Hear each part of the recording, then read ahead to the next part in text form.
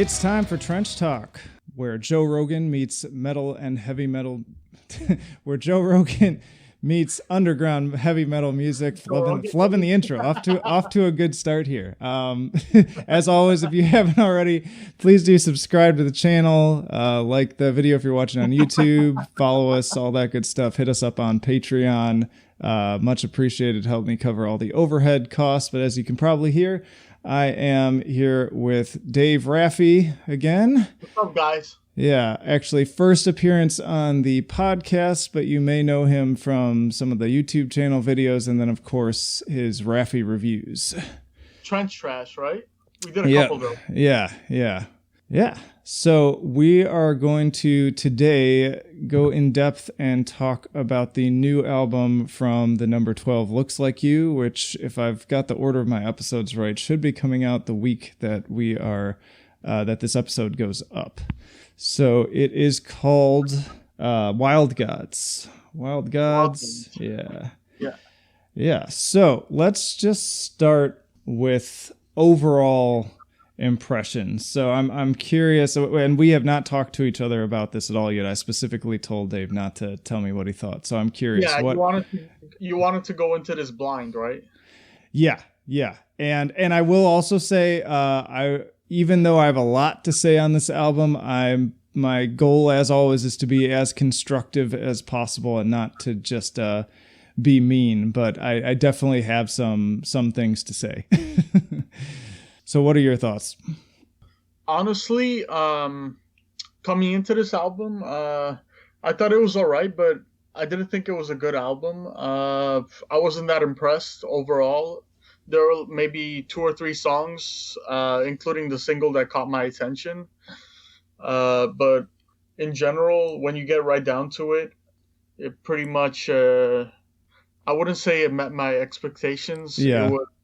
It was slightly below my expectations. So it was pretty decent, but I kind of wish there was more to it. Let's just leave it at that. Yeah. Well, and we'll get more into that, but I think the word that keeps coming to my mind is disappointment. Yeah, it's not a bad album, but yeah, I think we're going to be pretty much aligned on this one. Yeah, like it's just it couldn't live up to expectations. I was hoping there'd be more like old school elements to it, like from the band's earlier material, but yeah, I guess, it tried to conform more to the newer, like the newer crowd, the newer material. I don't know if that makes any sense. I can't even figure out, like, that brings up the thought of, like, I don't know who this album is for. Yeah. Like, that may sound mean, but that was the thought that popped into my head when you were saying that I hadn't really thought about, is who is this album made for? It reminded me a little bit at times of, the new Under Oath, a little bit. Yeah, and I had issues with that album, too. Kind of a more mainstream sound. I wouldn't say mainstream. At times, it's weird too. Like it's very. I'd say it goes into that territory, but yeah, like at times, overall, it's not a very balanced. It's not a very balanced release. Like it feels like it tries to do too much of both. Yeah, it's doing a lot. So let's all right. So I want to table some of that just for now because I always want to start with the good. So I want to focus first on, and then we'll get to kind of our more specific complaints. But off the top of your head, what did you like about this album? I really enjoyed the single "Ruin the Smile." Something, right? It was "Ruin the Smile." It was called, right? Yeah, that's clearly the best song on the album. Yeah, it was a smart single. A lot. Like, I watched the music video for that one, and it really put me on edge. It really got my attention. I thought it was the best one of the bunch.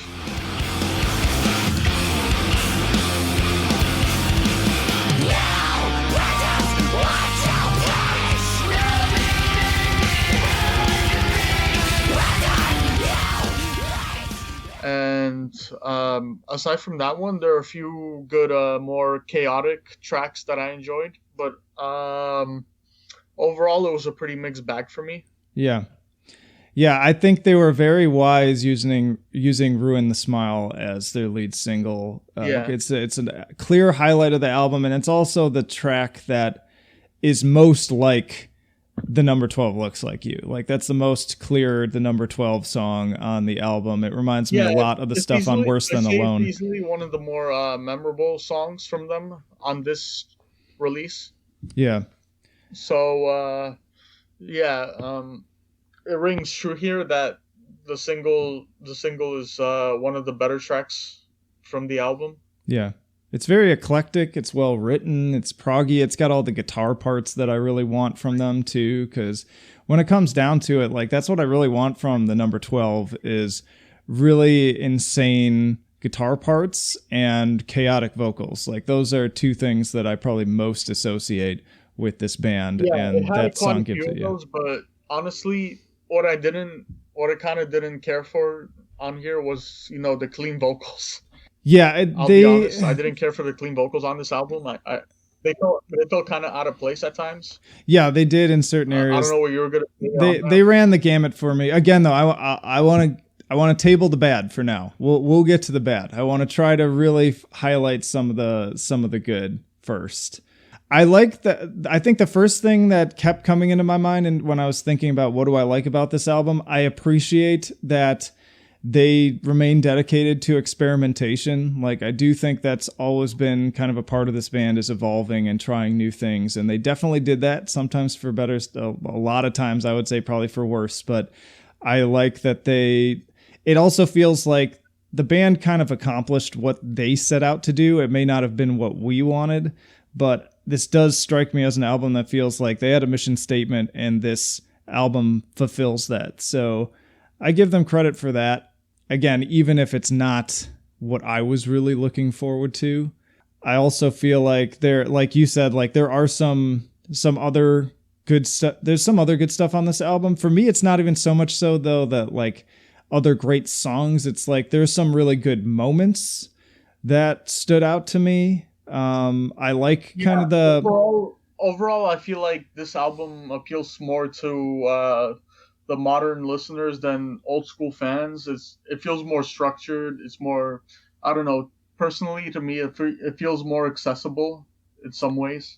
You would agree, right? That's something I'm debating you on. Really, I feel like it gets so weird and experimental that I don't know if like a mainstream audience would really be into this. Like I can't necessarily see, like for instance, honestly, it's like it's half and half on that, right?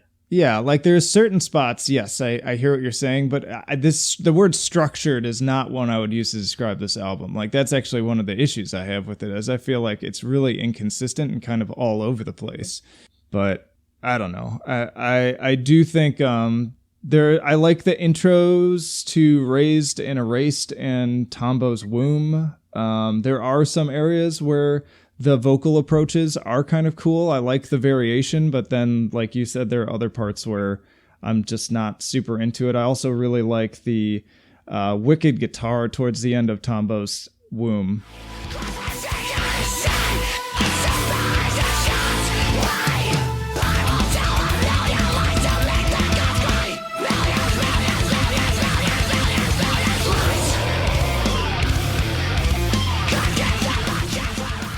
That is a really cool kind of more closing moments of it. And Of Fear has this really like awesome sort of expansive feeling during the close and also the heavier parts of Rise Up Mountain. But again, none of those songs are like, I love the whole song. It's like, I like parts of the song. And then there's other parts where I'm just kind of like, like I'm not really into it. What would you say is your favorite release from this artist?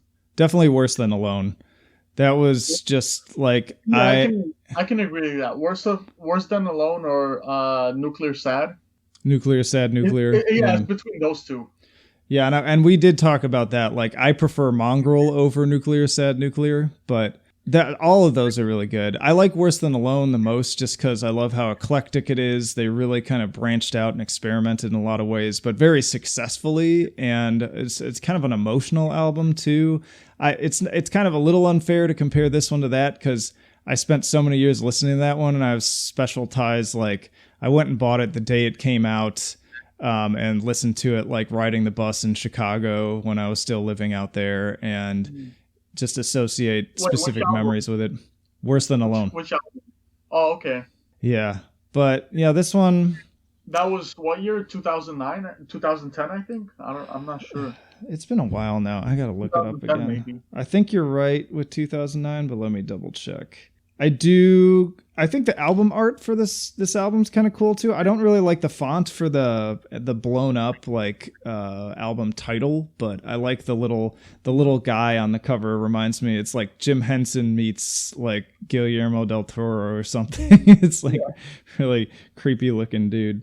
So Worse Than Alone, 2009. You're correct. Oh. You're correct, sir. So yeah. Oh, and also I did want to comment that one of the moments that I did really like also on Ruin the Smile is there's a really cool solo on that song, and it reminded me a lot of one of the songs on Worse Than Alone.